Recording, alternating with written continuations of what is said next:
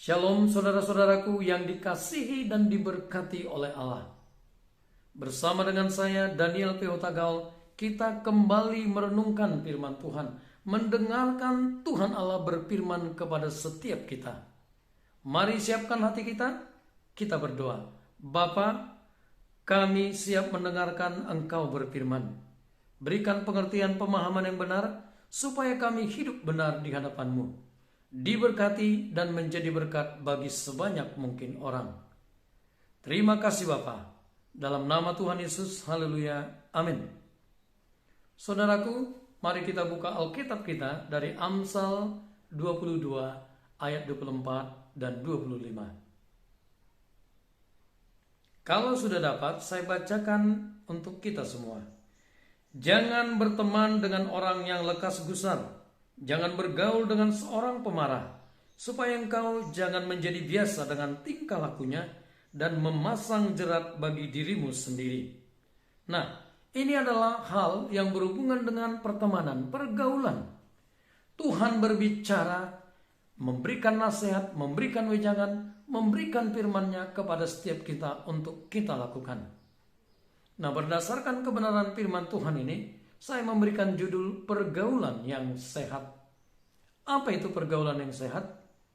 Pergaulan yang sehat adalah pergaulan yang bisa membangun satu dengan yang lain, saling menguatkan satu dengan yang lain, dan kita sebagai orang percaya mendasarkannya dengan kebenaran firman Tuhan. Nilai-nilai yang terdapat di dalam Alkitab.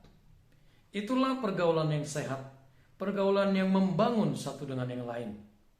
Nah, saudaraku, pergaulan yang sehat bisa menjadi rusak kalau kita tidak menjaga memeliharanya. Kalau kita tidak hidup terus di dalamnya, di dalam pertolongan Allah Roh Kudus. Mari kita lihat bagaimana supaya pergaulan yang sehat ini terus bisa kita nikmati, kita jalani dalam hidup ini.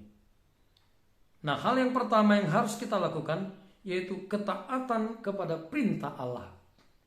Di dalam ayat 24-25 dikatakan, jangan bergaul, jangan berteman. Nah, ketaatan kepada larangan Tuhan. Tuhan Allah melarang setiap kita untuk berteman atau bergaul dengan seorang yang lekas gusar dan seorang pemarah. Nah, dua jenis orang ini, yaitu lekas gusar, pemarah, Tuhan berkata jangan. Orang yang lekas gusar mudah sekali marah. Seorang pemarah mudah naik darah. Nah, kita melihat kenapa Tuhan berkata jangan bergaul dengan mereka. Nah, mari kita lihat di ayat yang ke-25. Alasan pertama, supaya engkau jangan menjadi biasa dengan tingkah lakunya. Nah, perhatikan, supaya engkau jangan menjadi biasa dengan tingkah lakunya. Saya bacakan untuk kita Amsal 29 ayat 22. Si pemarah menimbulkan pertengkaran, orang yang lekas gusar banyak pelanggarannya. Perhatikan, orang yang lekas gusar itu banyak pelanggarannya. Melakukan hal-hal yang salah, yang keliru, dan bahkan hal-hal yang tidak berkenan di hadapan Tuhan. Nah, firman Tuhan berkata, kalau kita bergaul dengan jenis orang ini, maka kita pun akan menjadi sama, terbiasa dengan perilakunya dan sama dengan mereka.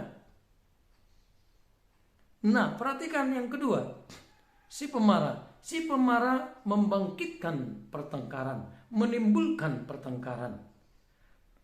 Si pemarah adalah orang yang disebut juga troublemaker. Artinya dialah yang menyebabkan, dialah yang menimbulkan terjadinya pertengkaran. Nah, biasanya ini senada, orang-orang seperti ini adalah orang-orang yang suka bertengkar. Kalau tidak enak di hati, tidak seperti yang diharapkannya, dia cepat naik darah, menuntaskan hawa nafsunya, sehingga ini berdampak kepada banyak orang, tetapi dampak yang tidak baik. Sehingga menimbulkan pertengkaran. Pertengkaran bisa menjalar menjadi sesuatu hal yang tidak baik.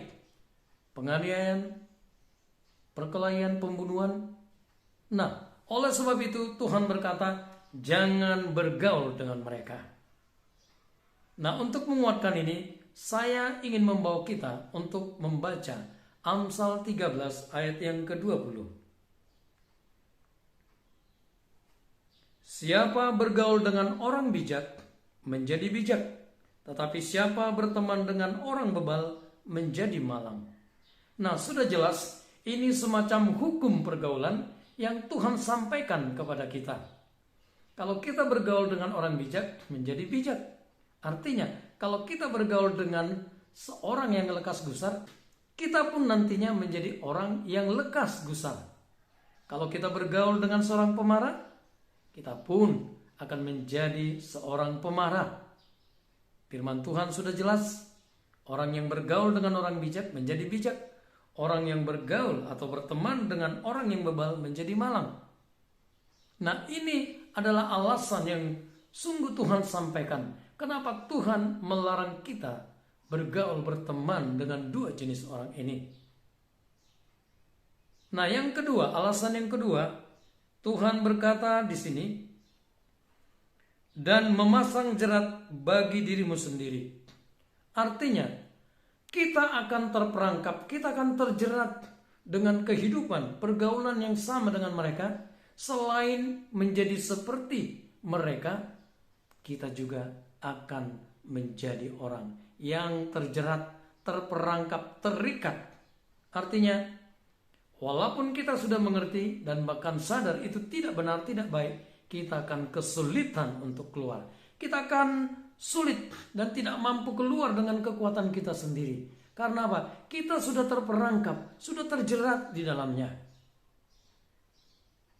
Hanya pertolongan Tuhan yang memampukan kita keluar dari kondisi seperti ini. Itulah sebabnya Tuhan melarang kita untuk berteman bergaul dengan mereka.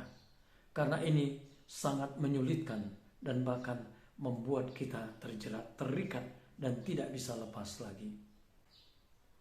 Saudara-saudaraku yang terkasih di dalam Kristus Yesus Tuhan, sangat penting bagi kita, kaum muda, remaja, bahkan kita yang sudah dewasa, orang tua, untuk menjaga pergaulan yang sehat, menjaga hidup kita sehat, benar di hadapan Tuhan, dengan apa yang sudah Tuhan sampaikan. Karena saudaraku, firman Tuhan berkata, 1 Korintus 15 ayat 33, janganlah kamu sesat, pergaulan yang buruk merusak kebiasaan yang baik. Mari kita jaga supaya hidup kita terjaga, berkenan di hati Tuhan, dan karakter Kristus terbangun di dalam diri kita, sehingga hidup kita sungguh menyenangkan hati Allah.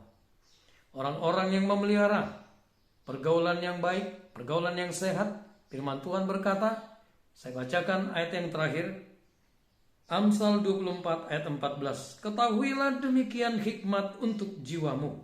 Jika engkau mendapatnya, maka ada masa depan dan harapanmu tidak akan hilang.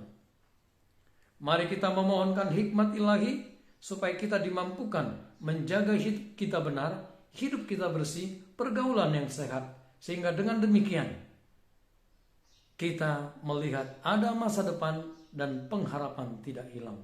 Khususnya kaum muda remaja, mari pegang firman Tuhan ini supaya ke depan hidup kalian benar-benar menjadi hidup yang diberkati dan menjadi berkat bagi sebanyak mungkin orang. Tuhan memakai menjadi alat yang mulia di tangannya. Kita berdoa. Ya Allah, ya Bapa, biarlah firman ini Engkau jadikan menjadi rema di dalam hidup kami, sehingga kami sungguh-sungguh menjadi pribadi-pribadi yang diberkati, menjadi berkat bagi sebanyak mungkin orang. Dan kami memegang meyakininya, ada masa depan yang cerah, ada pengharapan yang tidak pernah hilang di dalam Kristus Yesus Tuhan. Sempurnakan pemberitaan firman ini dalam nama Yesus, haleluya, amin. Demikian kebenaran firman Tuhan. Kita jumpa pada episode berikutnya. Tuhan Yesus memberkati kita semua. Shalom.